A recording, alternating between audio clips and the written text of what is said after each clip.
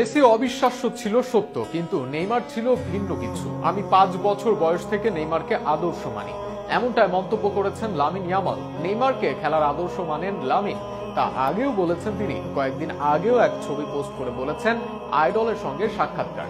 এবার অন্য জায়গায় আরো বেশি যেন নেইমারের বন্দনায় মাতলেন এই স্প্যানিশ ইয়াংস্টার। আরো বিস্তারিত থাকছে প্রতিবেদনে। নেইমার সম্পর্কে প্রশংসার ফুলঝুরি ঝরল লামিন ইয়ামালের মুখে এবং নেইমারকে আরো একবার নিজের আদর্শ বলে ঘোষণা দিলেন তিনি। এক সাক্ষাৎকারে লামিন বলেন, নেইমার সবসময় আমার আইডল। সে একজন সত্যিকারের তারকা ও একজন কিংবদন্তি। নেইমারকে বেশ ছোটবেলা থেকেই ফলো করেন লামিন। মাত্র 5 বছর বয়সেই নেইনিতে মুগ্ধ হয়েছেন লামিন। এ ব্যাপারে লামিন বলেন, আমি যখন স্যান্তোসে নেইমারকে দেখেছিলাম তখন আমি 5 বছর বয়সী ছিলাম এবং ক্যাম্প নিউতে যখন তাকে দেখেছিলাম তখন আমার বয়স ছিল 7 বছর।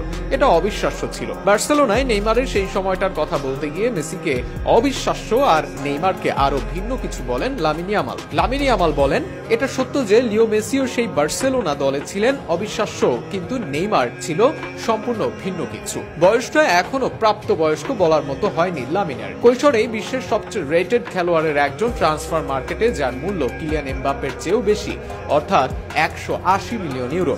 সেই লামিন ইয়ামালকে অনেকেই বলেন নতুন মেসি। তবে রাফিনহা সহ অনেকেই বলেছেন মেসি নয়, লামিনের খেলা দেখলে মনে হয় নেইমার জুনিয়র।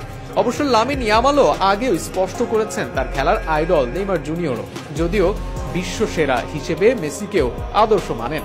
কয়েকদিন আগে গ্লোব সকারে অ্যাওয়ার্ড জিতেছেন নেইমি ইয়ামাল দুজনেই। সেখানে নেইমারের সঙ্গে সাক্ষাৎকারের পর লামিন ইয়ামাল বলেছেন, ভালো লাগছে আমার আইডলের সঙ্গে দেখা করতে পেরে।